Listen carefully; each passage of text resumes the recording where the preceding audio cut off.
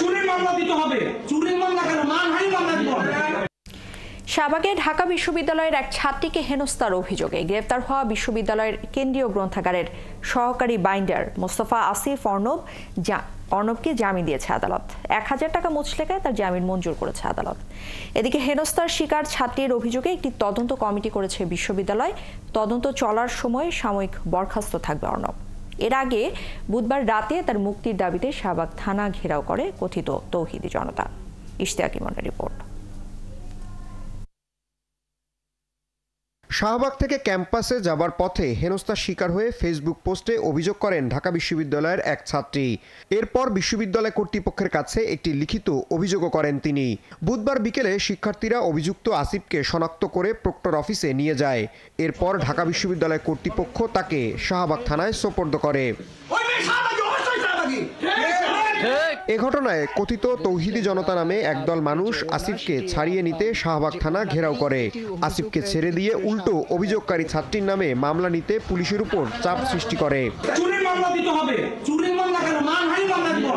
ঢাকা বিশ্ববিদ্যালয়ের প্রক্টর ৭১কে জানান, পোশাক নিয়ে আসিফের হেনস্থার শিকার হবার পর ওই ছাত্রী মানসিকভাবে বিপর্যস্ত, যে কারণে সে মামলাটি প্রত্যাহারের সিদ্ধান্ত নিয়েছে। মানসিকভাবে খুব বিপর্যস্ত দুইটা কারণে। এক হলো তার সাথে একটা ঘটনা ঘটেছে, আর হলো এদিকে তাকে নিয়ে নানান রকমের কথাবার্তা একটা আপনার ঘেরাও টেরাও করা হয়েছে থানা ইত্যাদি। কাজে সে স্বাভাবিক মানসিকভাবে সে ভালো নাই। আমার জানা মতে আবেদন করেছেন।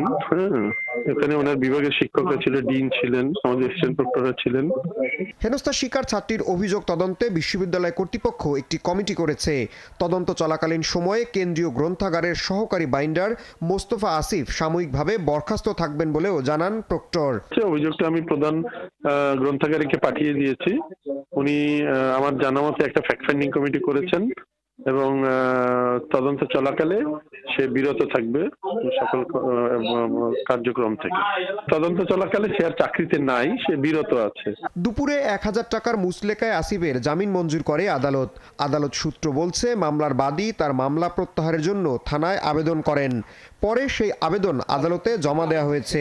হয়তো ভুলভাবে হয়েছে, আমার অপরাধ মধ্যে আমি স্বীকার করছি যে। ইশতিয়াক ইমন, ৭১, ঢাকা।